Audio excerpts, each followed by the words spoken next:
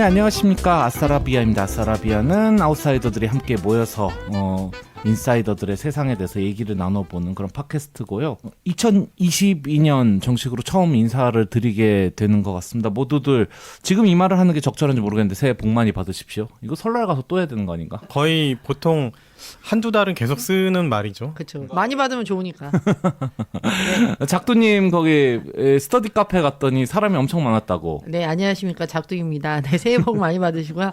네, 요즘에 스터디 카페 가고 있는데 사람들이 작심삼일인가 봐요. 원래 그렇게 붐비는 곳이 아니었는데 자리가 없는 거예요. 새해 시작하자마자. 네, 깜짝 놀랐는데 이제 점점 시간이 지날수록 사람들 수가 줄어들고 있습니다. 그래서 설날 지나고 한 번 더 이제 또 진짜 새해를 또 한 번 더. 그런가 봐요. 안녕하세요, 작은손입니다. 스터디 카페 하니까는 오늘 또 큰 뉴스가 하나 떴죠. 그 스터디 카페에 백신 패스 적용을 무효한다는 그렇죠. 법원 네, 판결이 네. 나왔다는. 아, 네. 네. 네. 정부가 다시 또 항고한다고. 항고하고 네. 네. 한참 또 걸리겠죠. 뭐 이게 뭐 어쩌자는 되든 건지 어쨌든 요게 또 다른 쪽으로도 다른 쪽에 대한 법원의 판결에도 영향을 끼칠 수도 있지 않을까.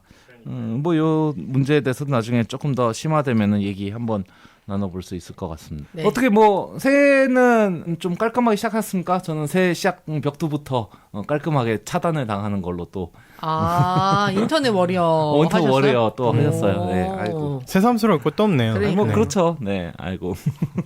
아니 그렇게 이제 자주 차단을 당해도 어떤 심적인 충격이 있나요? 아니죠. 그럼 기쁘죠. 내가 이겼다라는 그런 그래요? 거 기쁘시겠죠. 한 번도 그런 걸 해본 적이 없어가지고. 이번에는 좀 사적 복수 같은 게 있긴 있었는데 아무튼 예, 학원에 온 친구 한 명이랑 어떻게 지냈나 뭐 얘기를 해보는데 그 친구가 학교에서 이제 시험을 치는 도중에 확진자 나왔다고 집으로 돌아가고 또 나중엔 본인이 직접 확진되고 그래서 별의별 일이 다 겪었거든요. 그래서 2022년이 어떻게 될지는 모르지만 어쨌든 2021년 같지는 않았으면 좋겠다라고 학생이 그러더라고요. 여러분들도 조금은 비슷한 심정이지 않을까 생각하면서 희망찬 첫 순서 열어보도록 하겠습니다. 제가 이렇게 얘기했는데 또 제가 미니 코너라서 MC 대석의 AS 진행하도록 하겠습니다. MC 대석의 AS. 구글 플레이 스토어에서 그해 베스트 앱을 뽑아가지고 시상을 한 적이 있는데 1위가 뭐였는지 혹시 아십니까? 전혀 모르겠네요. 구글 베스트 앱이요? 예, 베스트 앱. 구글 플레이 스토어라서 모바일용 앱을 이제 상을 줬거든요. 이를테면 게임 중에서 베스트, 네. 그리고 생활 앱 중에서 베스트 뭐 했는데 앱 중에서 베스트가 뭐였는지 혹시 아시나요? 뭐 게임 앱 아닐까요? 아니 테트리스 게임 이런 거? 말고 게임 게임을 말고 제외하고 생활 예. 뭐 건강 체크 뭐 이런 거? 뭐 그런 거가 나오는데 네네. 1위가 밀리의 서재. 예. 그래서 저는 오늘 AS로 저희가 구독 사회가 된다고 그때 얘기를 했었는데 책을 이제 구독하는 앱이 무려 그 해의 최고의 앱으로 선정이 됐어요. 그러니까 일종의 2021년이요. 2021년이요. 밀리의 서재는 10만여 권의 데이터베이스 자기네들이 가지고 있는 책 중에서 사용자들이 마음대로 그거를 볼 수가 있게 하는 이른바 출판계의 넷플릭스라고 할 수가 있는데요. 사실 이제 핸드폰으로 책을 읽는다든가 하는 게 아주 낯선 건 아니잖아요. 지금 웹소설 같은 것도 있고. 그렇죠. 뭐 네. 이북도 있고 이제는 일상화가 된 풍경 중에 하나죠. 네네네네. 작은 손님도 이세계물 같은 거. 저는 웹소설을 많이 보는 편이고요. 네네. 거의 뭐 하루에 한 2시간 정도는 보는 것 같아요. 원래가 텍스트로 돼 있고 원래가 도서관이라는 환경 때문에 사람들이 책을 빌려가지고 본다는 자체에 거부감이 없는 시점에서 왜 이거는 본격적으로 영상은 되는데 도서 쪽은 이게 없었나. 그래서 리디북스라는 쪽하고 밀리의 서재 이제 두 개가 대표적인데 밀리의 서재가 이번에 굉장히 많이 호응을 얻고 있습니다. 한 달에 9,900원, 연 99,000원 첫 달은 무료로 해가지고 사용자들이 계속 책을 볼 수 있는 건데 어떤 점이 진짜 매력인 건지 제가 지금 써보고 있는 중입니다. 그거를 하면서 이제 실제로 이북 리더기 사가지고 실제 종이책 읽는 느낌으로도 읽으면서 어떻게 되나 좀 보고 있는데요. 제가 이제 관심을 가졌던 거는 어쨌건 텍스트를 그냥 화면에 띄우는 것 자체는 별게 아니잖아요. 그렇죠. 뭐 기술적으로 높은 건 아니죠. 네, 많은 책을 한 번에 그 돈 10,000원 정도 내고 한 달 동안 볼 수 있다는 게 매력적이긴 하지만 그게 이제까지 또 그렇게 안 됐다는 점에서는 이제 화면상에서 읽는 책이 긴 시간 관심을 좀 가져가기가 힘들고 눈이 아프다거나 어떤 알림이나 이런 것 때문에 방해 요소가 많아가지고 오히려 좀 자극적인 짤막짤막한 연재류에 좀 더 어울린다. 이건 귀현이 소설 때부터 컴퓨터에서 볼 때부터 이제 있었던 얘기거든요. 사실 어떤 전략으로 사람들이 책을 읽게 만드는가에 조금 더 집중해서 봤는데요.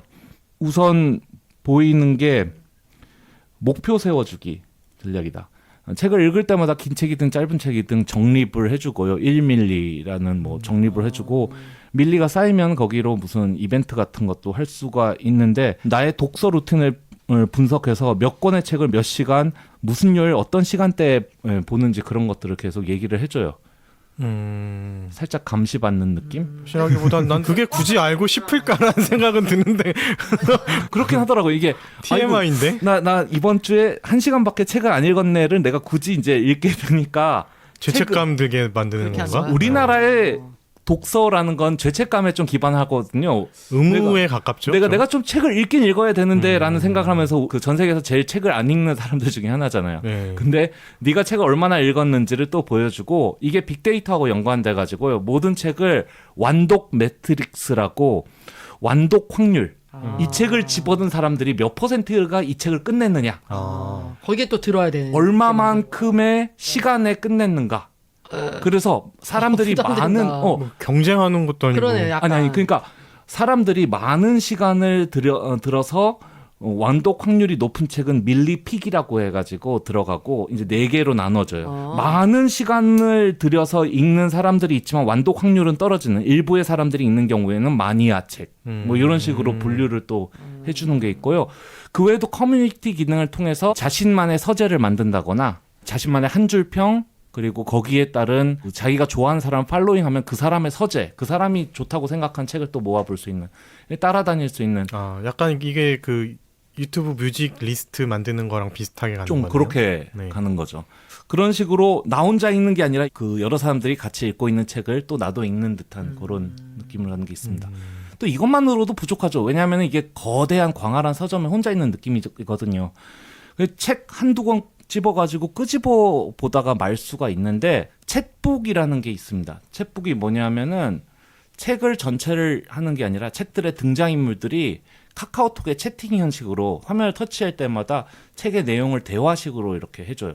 물론 책 내용을 전체를 다 담지는 못하고 어느 정도 줄거리를 빠른 속도로 내가 익혀가지고 이 책을 제대로 읽어볼 것인가 그걸 판단을 할 수 있는 그런 기능이 되는 겁니다. 그러니까 많은 면에서 독서를 굉장히 캐주얼하고 게임화처럼 하고 목표 지향적으로 만드는 그런 식으로 세팅을 많이 해놨더라고요. 그 외에도 말 그대로 넷플릭스 오리지널처럼 밀리 오리지널이라든가 직접 성우들이 녹음한 그것도 책을 요약해가지고 녹음한 오디오북 그런 것들을 공급함으로써 굉장히 공격적인 전략을 하고는 있는데 좀 부담감을 느끼면서 책을 읽을 수 있겠다 하는 좀 생각이 들더라고요.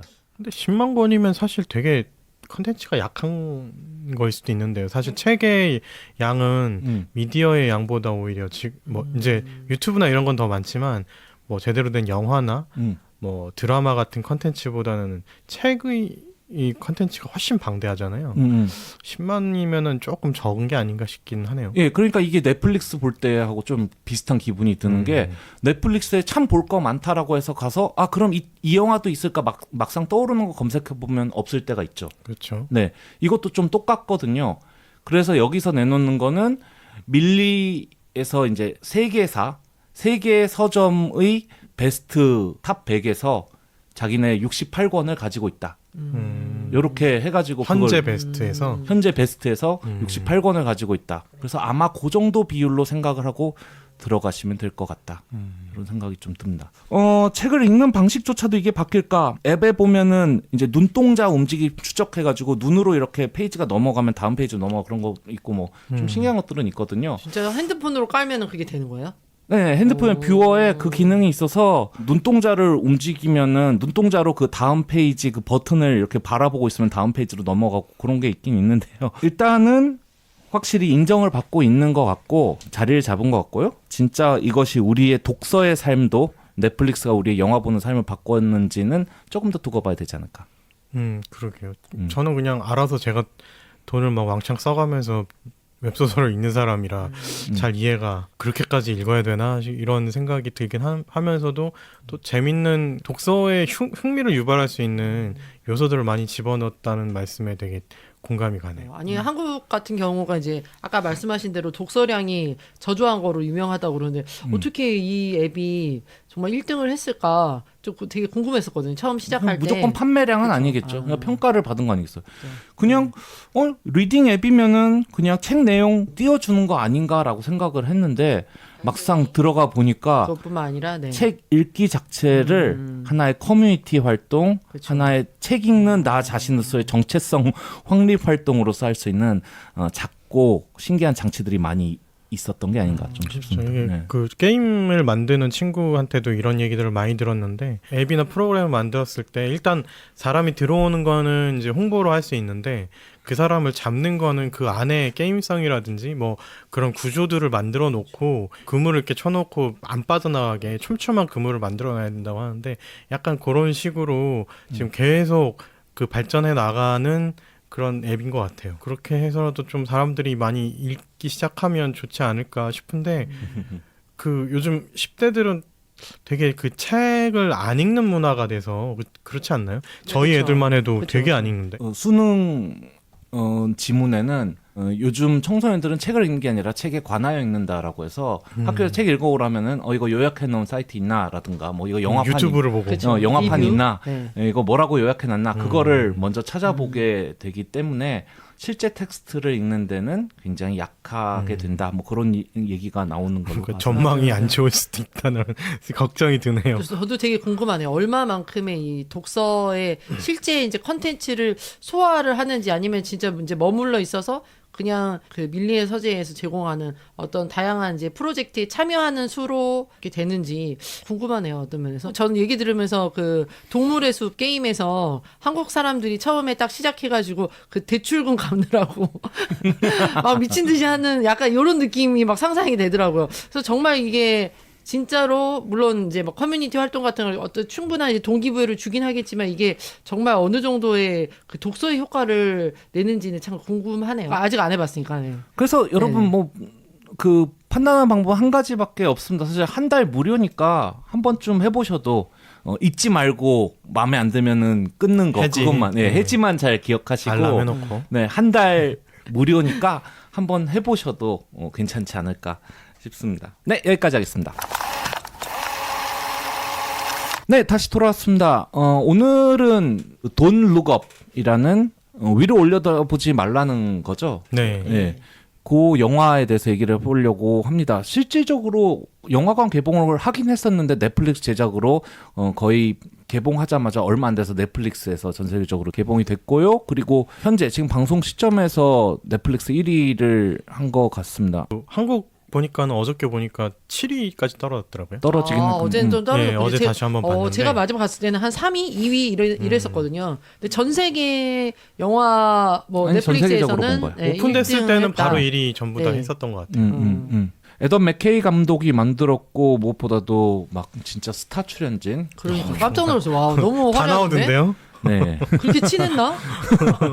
심지어 인맥영화, 까메오까지도. 인맥영화. 네. 이게 네. 정치색이 있는 사람들이라 다 그쪽은 그냥 거의 좀 싸게 출연하거나 뭐 무료 봉사하거나 이러지 않았을까 싶어요. 뭐 레오나르도 디카프리오와 그러니까. 제니퍼 로렌스를 깜짝 필두로 놀랐어요. 해서 네. 톰 모건, 조나 힐, 마크 라일러스, 타일러 페리, 티모시 살라멘, 론 펄먼 쭉쭉쭉 나가가지고 전 티모시 살라메 너무 네. 놀랐어요. 그러니까 깜짝 놀랐어요. 케인트 블란쳇하고 메릴 스트립까지 맞아요.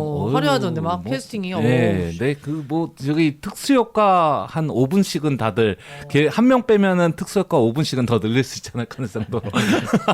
아니 생각이 감독이 SNL 작가 출신이라고 그러는데요. 작가 출신이고 그래서 그런 느낌이 아마- 좀 있어요. 아니 그래서 네. 이제 영화에 그런 것도 있겠지만 맥케이 감독? 이제 이런 유명 인사들과의 어떤 좀 인맥도 있지 않았을까. 다 SNL 나왔던 사람들일 수도 있겠네요. 그럴 수도 있겠다는 생각이 들더라고요. 어쨌든 엄청난 화려한 배우진들이 출연한 영화였습니다. 영화의 캐치프레이즈는 실화가 될지도 모르는 이야기, 실화 점점점가 될지도 모르는 이야기라고 했고요. 실화였던 이야기 아니야? 전체적인 줄거리는 지구의 이제 정면으로 다가오는 혜성을 발견을 해서 대학에 있는 대학 교수와 박사 과정에 있는 사람이 이 사실 지구가 멸망한다 그대로 있으면 지구가 멸망한다는 사실을 알리려고 사람들한테 정치권에 미디어에 계속해서 알리려고 노력을 하는데 오히려 사람들의 관심은 그보다 다른 쪽에 쏠리게 되는 그런 식으로 해서 자꾸 꼬이게 되는 그런 식의 줄거리를 가진 영화 이렇게 좀 보면 될까요? 그런 식이죠. 그러니까 진실을 진실로 알려주려고 하는데 사람들은 그 진실을 꼬아서 받아들이고 그걸 정치권은 이용을 하고 자기 유리한 쪽으로 가고 또 거기에 뭔가 매드 사이언티스트 같은 못된 그 사업가 기업의 이윤을 대변하는 인물이죠. 그렇죠. 철저하게 그 미국 그 자본주의의 화신 같은 존재 하나 나와서 정말 이상하게 일을 꼬아서 막 그래도 자기는 다 잘 될 거라고 자신을 하는 그런 인물들 그런 게 참 많이 꼬인 블랙 코미디라고 보면 되죠. 네네네. 그래서 상당한 풍자를 바탕으로 해가지고 사실은 미국 사회에 대한 전면적인 모두까기가 아니냐 뭐 그런 말들도 나왔습니다. 맞아요. 영화 어떻게 보셨어요? 좀 인상 깊게 봤고요. 저는 이게 진짜 실제 내용이라고 해도 믿을 수 있을 것 같아요. 실화를 바탕으로 네. 한 영화 이렇게. 아니 그 중간에 우리 해석 막 떨어진 적 있나요? 자꾸 그 지구 멸망이 다가온 상황에서도 무슨 영화 개봉한다고 자꾸 엄청난 영화 개봉한다고 홍보를 하잖아요. 근데 그 영화 제목이 뭔지 기억나세요? 아니요. 지구 대멸망이에요. 그렇구나. 네. 이게 저렇게 되겠구나라는 복선이 이미 떡하니 복선도 아니고 대놓고 나오긴 하는데 그것도 정말 저렇게까지 희한하네 이런 생각이 들더라고요. 그래서 저거는 너무 지금과 닮지 않았나? 저게 해석만 그렇다 뿐이지 해석을 그냥 코로나로 바꿔도 되고 그렇죠. 뭐, 환경 이슈. 뭐 모기지론으로 바꿔도 되고 네네. 뭐로 바꿔도 다 되지 않을까라는 생각이 들더라고요. 저는. 뭐 이른바 진실을 알고 있는 과학자들이 진실을 그대로 말해도 사람들이 그것을 제대로 받아들이지 못하는 네. 게 현실하고 닮았다. 뭐 굳이 그런 식으로. 과학자가 아니더라도 그렇죠. 맞아요. 뭐 그 폭로한 사람들 뭐 위키리스크 그런 데서 폭로하고 뭐 이러했던 경우들도 많이 있잖아요. 뭐 미국이 뭔 감시했 근데 그게 처음에 잠깐 반짝하는 것 같더니 막 흐지부지 되고 전혀 중요하지 않은 그런 사실로 물타기 되는 그런 세태가 너무 닮지 않았나? 이런 좀 씁쓸한 느낌이 듭니다. 그 작두님은 어떻게 보셨어요? 저도 굉장히 재밌게 봤고요. 사실 그때 피곤해갖고 중간중간 이제 영화가 재미없어서 그런 게 아니라 피곤해갖고 잠깐 이렇게 졸기는 했는데 그래서 아마 그 박원소님이 말씀했던 그 부분을 좀 놓치긴 했어요. 근데 전반적으로 굉장히 재밌게 봤고 워낙 또 블랙 코미디를 좋아하기도 하고 이랬는데 요즘에 보니까 그 비평에 이제 그런 얘기가 많이 나오더라고요. 디스토피아 카타르시스 이제 장르다. 그 말 나오는데 되게 공감을 했어요. 그러니까 말씀하신 대로 지금 우리가 이 지구 멸망을 할 수 있는 수많은 어떤 그것들이 있잖아요. 원인들이 뭐 진짜 바이러스도 있고 뭐 환경도 있고 지금 뭐 이런 경제 뭐 이런 문제들도 있고 뭐 6개월 뒤에 떨어지는 해성만큼 빠른 속도는 아니지만 하지만 지구를 목적지로 하는 어떤 그렇죠. 불행들은 닥쳐오고 있다. 그렇죠. 그리고 뭐 지금 다 우리가 이제 전 세계를 이 상황을 지켜보고 있는데 어떤 국가의 한 원수가 이제 약간 또라이 내갖고 약간 이렇게 뻘짓하면은 무기 써가지고 우리 모두 다 죽을 수 있는 이 상황이 이제 닥쳐 있는 거잖아요. 그러니까 이 상황을 애써 보지 않고 지금 내 당장 눈앞에 닥친 어떤 이익이나 어떤 이제 정치권의 상황들 이런 것들을 하는 모습을 보면서 정말 이 마지막 그 장면이 주는 어떤 카타르시스가 있긴 있었던 것 같아요. 우리가 언제든지 우리가 맞이할 수 있는 디스토피아를 풍자와 해악으로 그린 게 되게 재밌었고 그래서 지난번에 우리도 했잖아요. 그 트렌드를 쫓아 2021 디스토피아 작은 손님의 이게 트렌드를 보고 하셨구나 그런 생각 들었습니다. 아무튼 재밌었어요. 로튼 토마토 같은 경우에는 여러 매체의 리뷰 점수를 모아서 평균 점수를 잡는데 몇 퍼센트 100%가 제일 좋은 건데요. 몇 퍼센트 예상하세요? 이 영화. 예상을 해야 돼요. 예상 한번 해봐도 재밌지. 뭐 한 97? 96? 나는 로튼 토마토의 성향은 모르지만 한 95. 53입니다, 여러분. 53. 너무 뻔한 건가? 왜? 53. 이게 좀 이게 쉬워서. 극과 극이더라고요. 내가 봤어요. 이게 네이버 1점 테러랑 똑같은 거군요. 아니요, 뭐 1점 테러 때문인지 어떤지는 모르겠는데, 왜냐하면은 1점 테러는 관객들이 주는 거고, 여기는 공인받은 어떤 리뷰어들의 스코어들을 모아가지고 하는데, 리뷰어드 스코어가 그렇다고 50점대에서 왔다 갔다 하는 게 아니라 아예 밑으로 깔리거나 아예 위로 가거나 둘로 좀 호불호가 강하군요. 호불호가 굉장히 극명히 그냥 정치 성향으로 나뉘었네요. 그렇게 그러니까 다른 리뷰어들을 정치 성향 때문에 너희가 이 영화를 까는 거다라고 비평하는 경우도 있었어요. 오, 비평 중에는 이제 좀 뭐 얕은 풍자다 이런 얘기도 있는데 오히려 너무 깊은 풍자는 아니었기 때문에 좀 대중적인 인기를 얻지 않았나라는 생각은 들긴 하더라고요. 아니, 그러니까 아까 하던 얘기를 조금만 연결을 하자면은 어쨌거나 우리의 시스템이 그렇게까지는 가지 않고 어떤 안전 장치들이 있고 정치적인 힘이 아무리 뒤틀려 있든 미디어 힘이 아무리 뒤틀려 있든 세상이 멸망한다는 데서 그렇게까지 이제 우리가 잘못 반응할 수는 없다 뭐 그런 얘기부터 해가지고 아니 뭐 그거야. 아니 그건 영화니까. 그죠? 영화적 허용. 그리고 네네네. 코미디적 허용. 아니 그러니까 지금 괜찮다고 여기시잖아요. 아, 그렇죠, 이러면은 좋게 보는 그렇죠. 거고 맞아요. 그렇지 않은 사람들은 거기서부터 딱 막히는 거죠. 그래서 사실 53%고 오디언스 스코어나 이쪽을 보면은 70점대. 거기도 그리고 좀 많이 났네요. 로튼하고 비슷하지만 메타스코어라고 네. 다양한 매체에서 하는 거 거기도 50%. 아, 굉장히 평이 갈려가지고 저도 사실 볼 때는 재미있게 보긴 했는데요. 보는 도중에는 사실 아니 뭐 잘 맞는 영화는 아니구나 하고 좀 생각을 하면서 봤어요. 그러니까 뭔가 이게 스토리 자체에서 아 다음에 어떻게 될까 해서 막 이렇게 막 쭉 빨려드는 것보다는 그때그때 그 장면이 좀 재밌었다. 맞아요. 딱 그렇죠. SNL 그런 보는 느낌이다. 하지만 이게 던져준 점들은 꽤 많이 있었다고 생각을 합니다. 그래서 그런 것 때문에 재밌게 봤던 것 같아요. 이게 그렇죠. 무슨 막 이렇게 영화 자체 힘보다는 말이 된다라든가 플롯이 막 복잡하고 막 이렇게 돼서 막 이런 뭔가 우리가 예상치 않았던 어떤 이야기들이 전개된다기보다는 우리는 이제 다 알고 있는데 이전에 있었던 어떤 지금 이제 실화가 될지도 모른다고 했지만 우리가 보기에는 실화인 것 같은 그런 어떤 특정한 사건들이나 이제 맞아 저랬지 그죠? 맞아. 아 저 진짜 맞아. 저랬어. 진짜, 아 진짜 야, 저럴 웃긴다. 것 같아. 네. 맞아. 거의 그런 재미였지. 그렇죠. 영화 자체가 막 흡입력이 뛰어나거나 이랬다기보다는 오히려 영화로 인해서 우리 사회가 이랬지라는 그런 환기점을 그쵸. 계속 주니까 사회적 어떤 그런 재미가 맞아, 있었던 것 현상을 같아요. 확인받는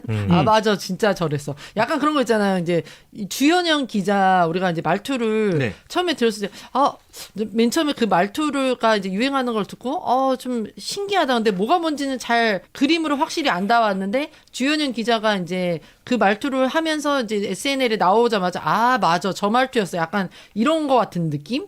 그 돈 룩업을 보면서 그 생각이 들었어요. 그래서 현실하고 닮아 있었던 혹은 이제 그 영화를 보면서 기억에 남았던 장면 어떤 거 혹시 있으신가요? 저부터 먼저 얘기를 하자면은 도중에 이 다가오는 혜성을 진짜 정치적인 이유에 있어서 그러면 격추시키자 핵폭발을 이용해서 딴 데로 보내자 해가지고 미사일 발사를 준비하는데 그 와중에 런치 챌린지라고 폭죽을 맞아. 자기 얼굴한테 쏘는 이 챌린지를 해가지고 좋아요충들 인스타로 번지는 그 모습이 나옵니다. 이게 예전에 이제 루게릭병 걸린 사람들을 위해서 아이스 버켓 챌린지를 했을 때도 나중에 가서는 왜 얼음물을 뒤집어 쓰는지 원래 모르는 거지. 루게릭병의 그 고통을 공유하거나 뭐 그런 걸 알리자는 의미가 있었는데 나중에 가서는 진짜 그 별의별 챌린지가 그냥 다 하면서 그렇죠. 공유만 하는 세상이 됐잖아요.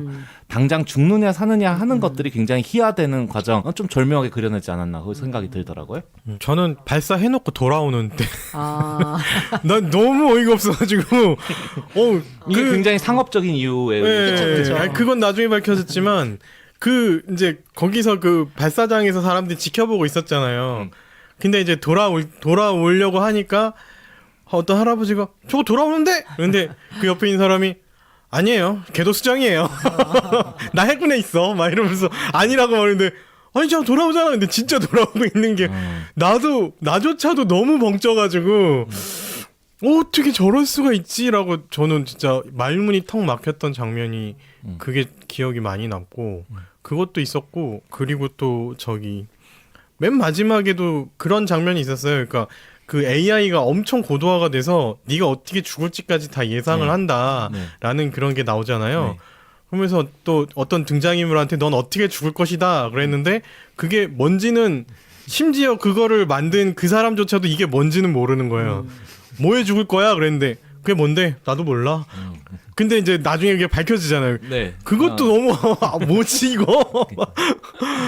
그것도 굉장히 기억에 많이 남고 막 되게 기억에 남는 장면들이 굉장히 많아서 뭘 하나 꼽아야 될지. 그 감독이 살짝 밀어넣은 장면이 그 AI가 결국 틀리긴 틀려요. 너는 혼자 죽을 것이다 한 사람이 혼자 죽지를 않거든. 예.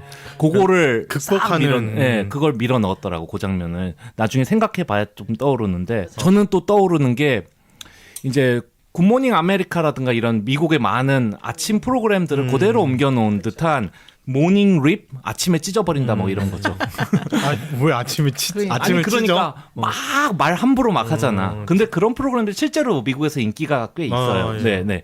있는데 그거를 굉장히 잘 살려놓은 케이트 블랑쳇이랑 이렇게 굉장히 잘 살려놓은 세팅장에서 디비아스키, 제니퍼 로렌스가 맡은 이 대학원생은 막 장난식으로 넘어가니까 화를 냅니다. 맞아. 진짜 열받아가지고 진짜 죽는다고요. 진짜 혜성이 온다고요. 이런 거는 가볍게 얘기하면 안 되는 거 아니냐고 말 그대로 급발진을 하는데 급발진하니까 밈이 돼. 그러니까. 그 장면이 이제 네네. 희화화돼가지고 인터넷에 쫙 퍼지고 그 장면은 솔직히 소름이 끼쳤어요 저는. 바로 본질이 사라지는. 저도 근데 진짜 요즘 저러지 않나라는 생각이 들어서 맞아요. 좀 소름 끼치긴 했어요. 저도 사실 그 돈 룩업 이 영화 소개를 몇 개 이제 보고 볼까 말까를 이제 생각하다가 사실 거기 그 에피소드가 살짝 소개가 나오더라고요. 그래서 재밌겠다 그렇게 해서 봤거든요. 그리고 레오나르도 디카프리오가 이제 의도치 않게 섹시 사이언티스트로. 사이언티스트가 돼가지고 계속 어쨌든 막 나오고 막 하는 모습들이 보니까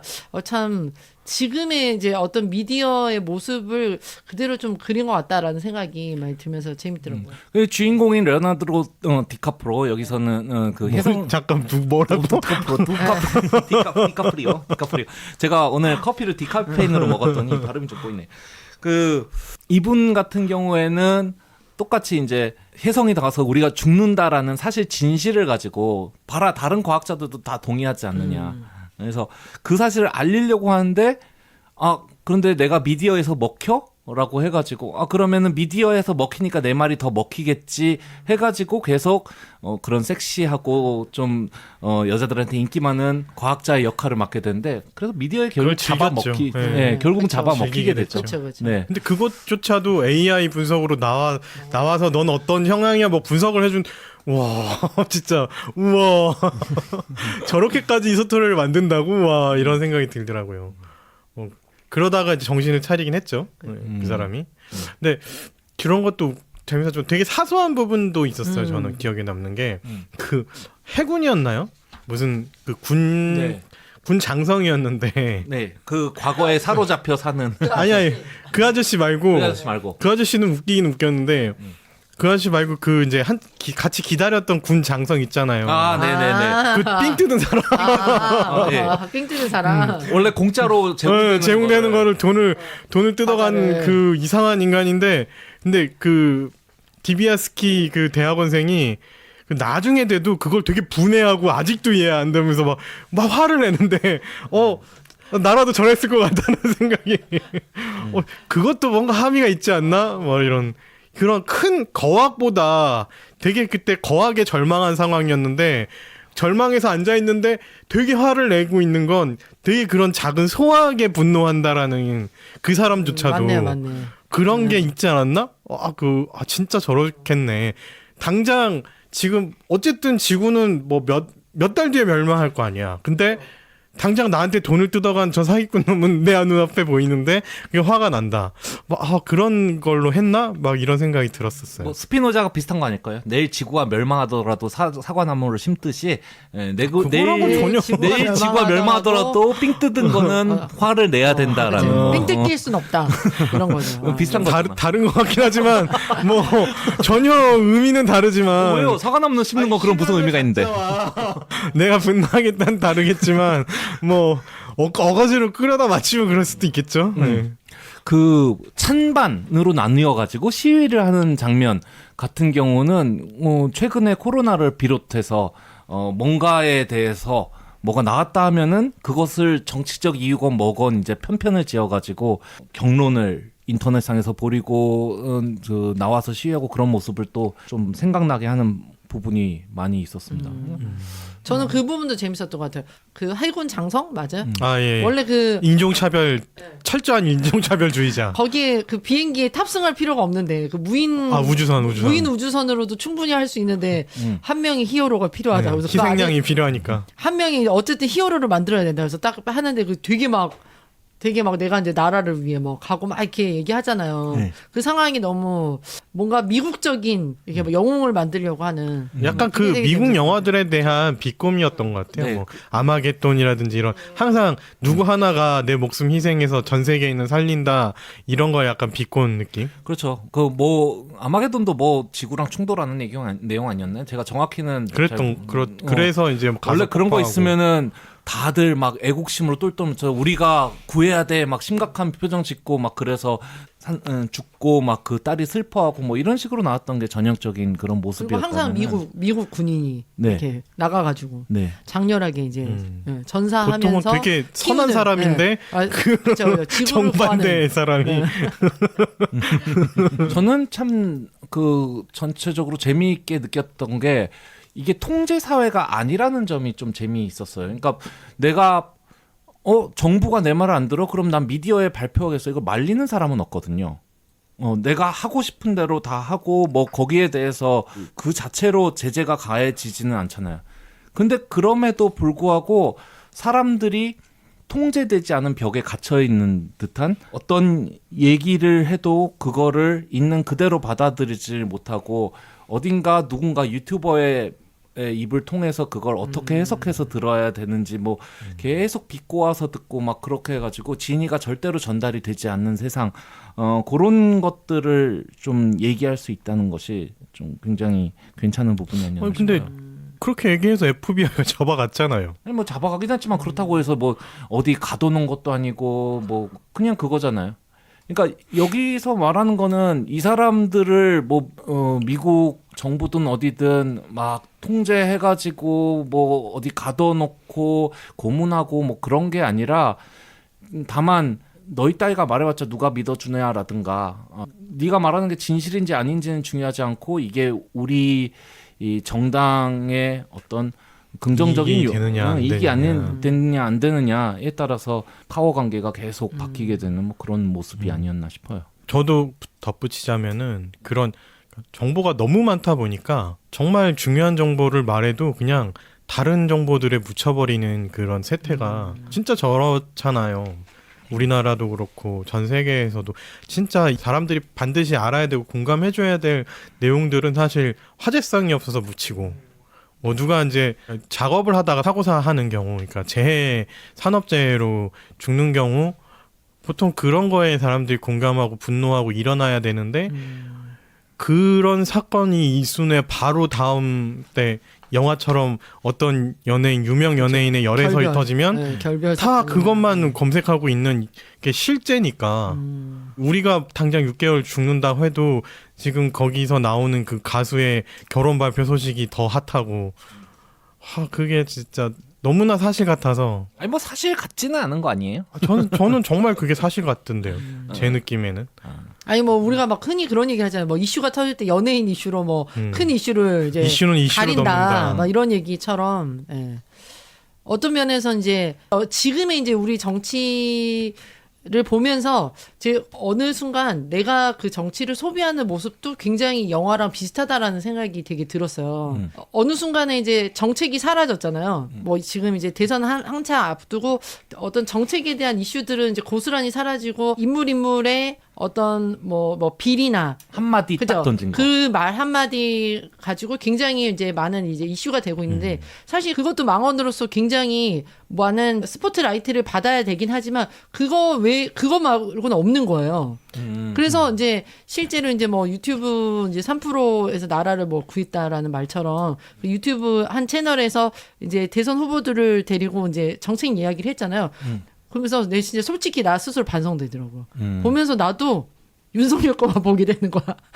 윤석열 것만? 그러니까 얼마나 이상한지 보려고. 어. 그래서 이걸 보면서 나도 지금의 어떤 대선이나 이 정치를 보도하는 어떤 미디어의 이제 행태에 나 스스로 되게 젖어 있구나. 말씀하신 것처럼 더 큰 정책들을 봐야 된다라는 거를 비판을 하면서도 나도 역시나 그 가십성 아니면 조금 더 그 정책보다는 더 가벼운 어떤 이야기들을 이제 소비하는 쪽에 좀 더 집중이 되어 있구나라는 거를 스스로 좀 반성하는 계기가 됐었어요. 그래서 나도 완전히 자유롭지 못하더라고요. 그거는 반성하실 거리가 없는 게 왜냐면 그러니까 한쪽은 정책을 계속 내놓는데 언론이 전혀 안 써주는 거고요. 한쪽은 정책을 전혀 안 내놓고 마음만 하니까는 마음만 나오는 거고. 그러니까 이걸 보고 싶어도 볼 수 있는 채널이나 매체가 없어서 그러신 거지. 그렇죠. 예, 그게 작두님이 잘못하신 거는 전혀 없는 것 같아요. 지난번에 뭐 예를 들면 이제 정의당 심상정 후보도 그 얘기를 하고 있더라고요. 열심히 하고 있는데 아무도 내 얘기를 들어주지 않는다.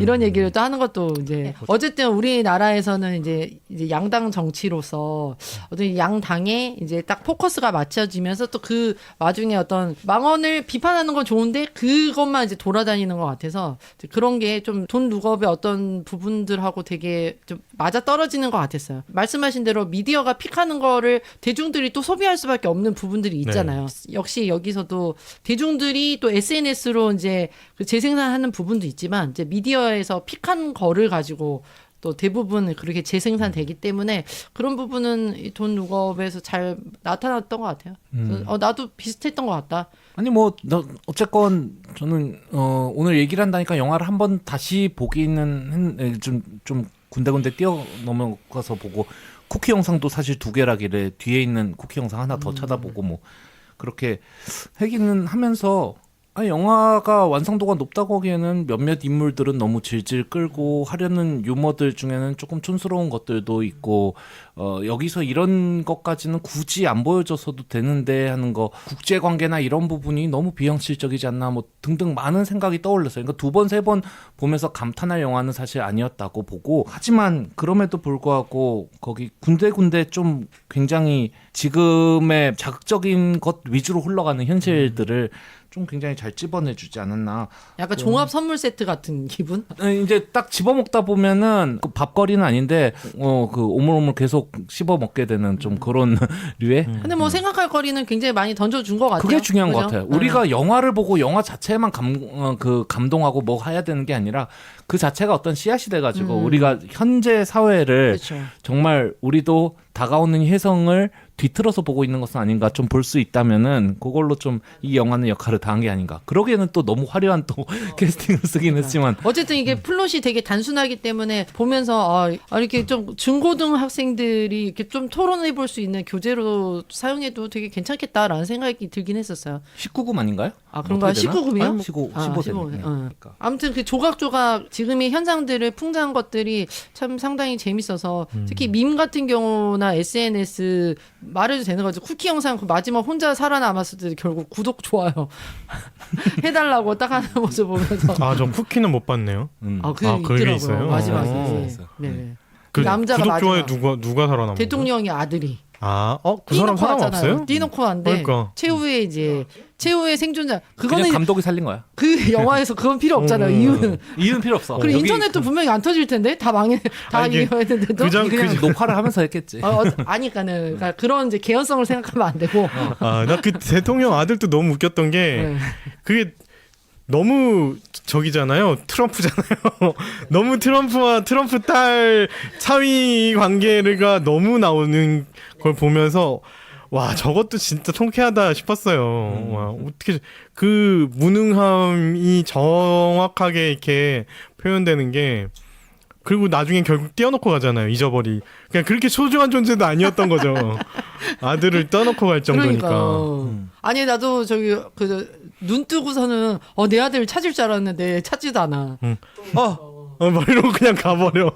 이게 실제로 이제 실존 인물들을 많이 이제 뭐라 그래 모사했다는 패러디 캐릭터를 차용한 사용했다라는 느낌들이 많이 이야기들은 계속 돌면서 이제 방송 뭐 거기 이제 남녀 앵커가 누구고 뭐 미국 아침 프로그램에 누구고 뭐 이런 말이 나오는데 이제 그 물론 감독은 염두에 두지 않았다고는 했지만 이미 이제 사람들 사이에서는 누구의 캐릭터들이 다 이렇게 차용됐다 실제 인물들이 이런 이야기가 나오더라고요. 뭐 트럼프는 워낙 캐릭터성이 있어서 누구라도 탐내지 않을까? 그죠? 어떤 영화가도 그죠? 아주 재밌는 악역으로 충분히 항상 또 정치 풍자에서 굉장히 큰 중심 인물이기도 했었고. 그리고 그 영화에서 그러니까 계속 안 믿잖아요 사람들이.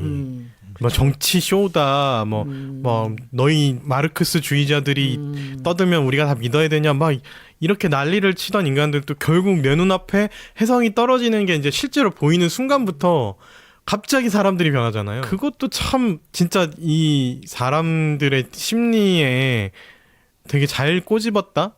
내 눈에 보이지 않으면 그러니까 코로나라는 것도 계속 이렇게 음모론이 나오고 이게 뭐 정말 치명적이지 않다고 바이러스는 솔직히 내 눈에 안 보이는데 제가 아픈 것뿐이지 내 눈에 보여서 막 나를 잡아먹고 이러는 게 아니니까 사람들이 안 믿고 있는 이런 상황들이 많이 있잖아요. 그런 거에 막 경도되는 사람들 보면 실제로 내 눈에는 안 보이니까 그래서 그런 거를 얘기하는 것 같기도 하고 저는 이제 이 영화를 다 보고 난 다음에 딱 네 글자가 생각났어요.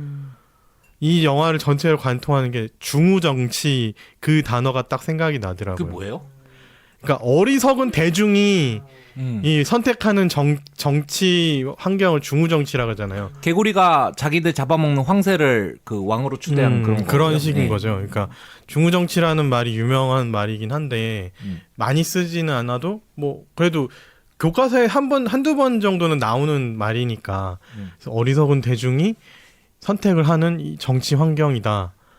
민주주의가 거의 중우정치이긴 한데 이게 여기서 조금 선이냐 조금 더 나빠지느냐의 차이라고 보는데 그런 거로 되게 잘 표현하지 않았나.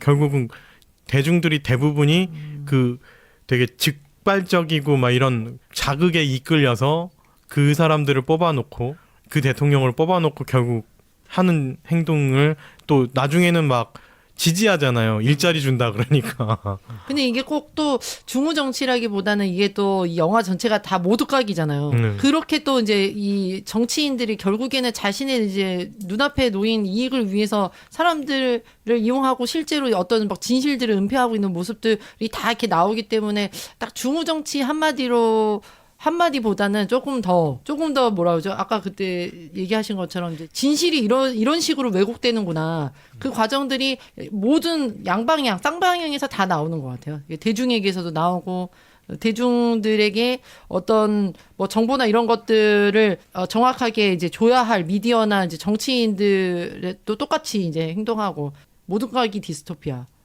아니었나라는 생각이 듭니다. 저는 이제 마지막 얘기해도 돼요.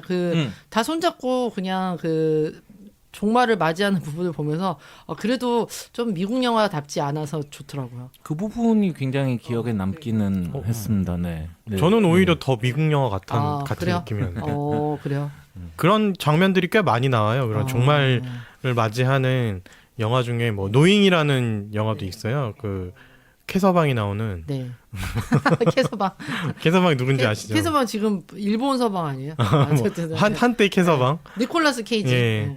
그 노잉이라는 영화에서도 마지막에 보면은 이제 종말이 예정돼 있고 그 이제 종말을 맞이하러 가족한테 달려가서 다 같이 안고 뭐 기도하고 뭐 그런 식으로 아는 상태에선 지구 종말 딱 끝 뭐 이런 느낌이거든요. 거기서 또 마지막에 기도하고 약간 경건하게 죽잖아요. 맞다, 그러네. 그게 전혀 되게 그 어떤 뭔가 오염되지 가정? 않은 미국이 정말 순수하게 처음에 왔을 때 그 청교도 정신 같은 느낌 있잖아요.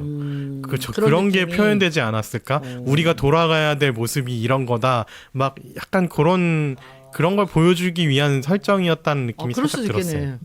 저는 그 장면에 감독의 또 다른 의도가 있었다고 보는데 이제 이 세 명이죠.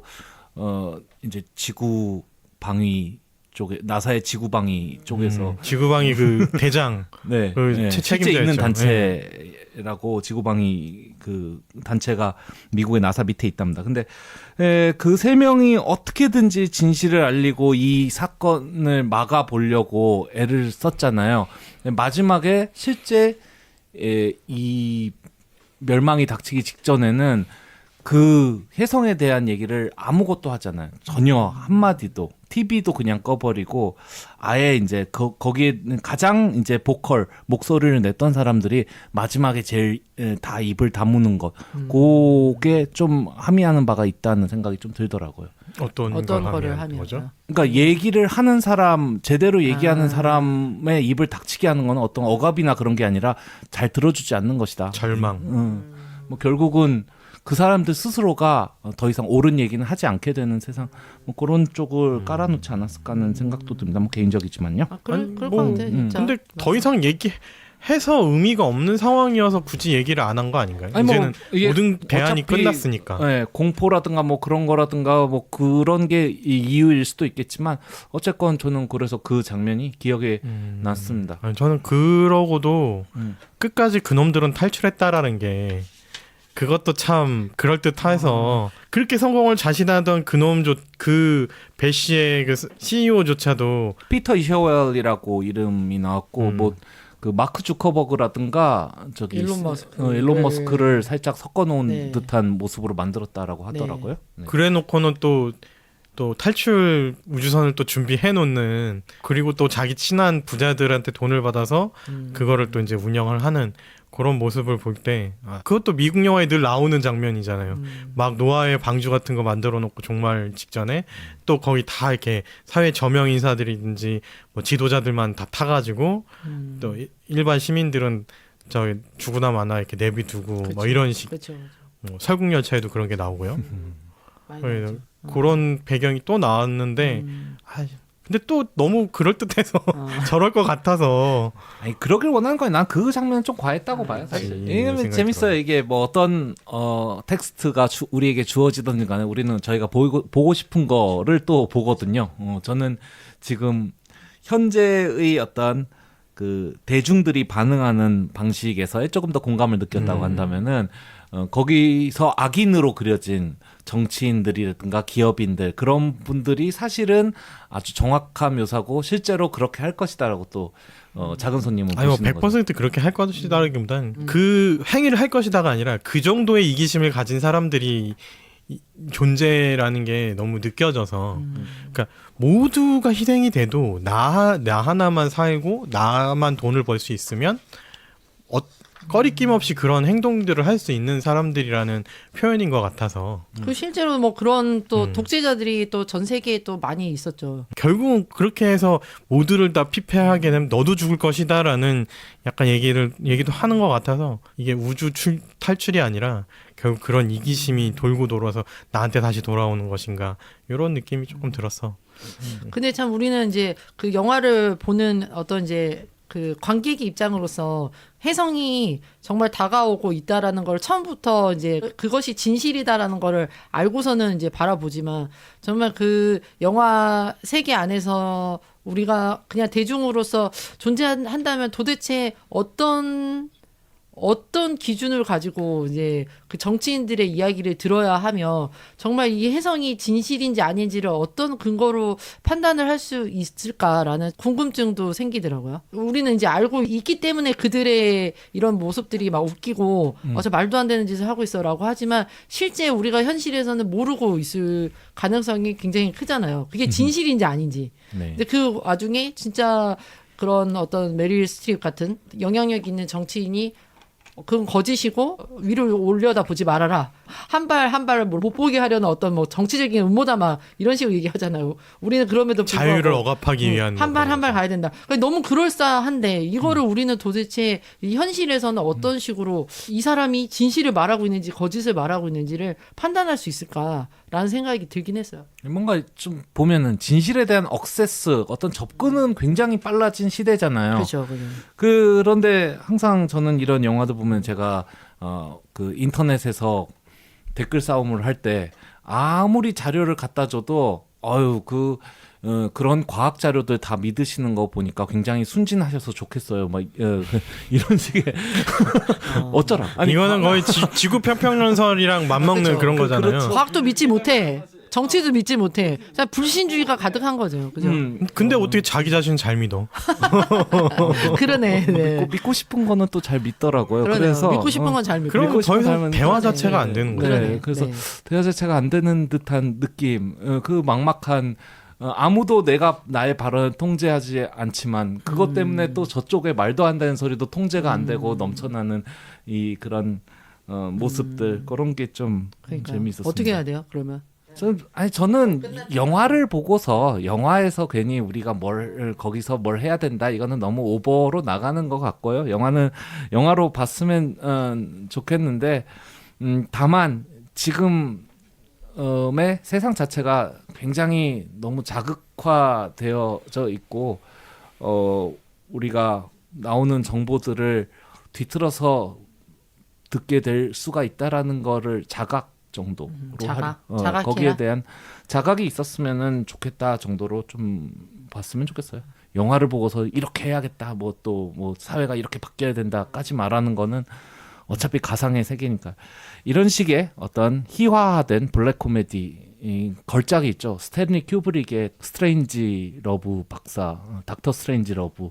거기서도 지구가 결국 멸망하면서 우리는 다시 만날 것이다. 막 이거 음악 흘러나오고 막 그런 사람들 간의 그 어떤 정치라든가 어떤 그런 것 때문에 그런 얘기들은 많잖아요. 근데 그런 얘기가 계속 어떻게 보면 큰 뿌리는 같이 그대로 한 채 반복되는 것도 좀 재밌는 부분이 아닌가 싶어요. 네, 오늘 어떠셨습니까? Don't Look Up 넷플릭스에 지금 올라와 있고요. 저희 셋 다 좀 재미있게 봤습니다. 생각할 지점들이 많은 그런 영화였고 현대 사회와 우리가 연결점들을 찾았듯이 여러분들도 한번 그거 보게 된다면은 여기서 보이는 현실들은 무엇인지 한번 생각해 보시면 좋지 않을까 싶습니다. 저희는 아싸라비아였고요. 다음 시간에 또 뵙도록 하겠습니다. 감사합니다. 감사합니다.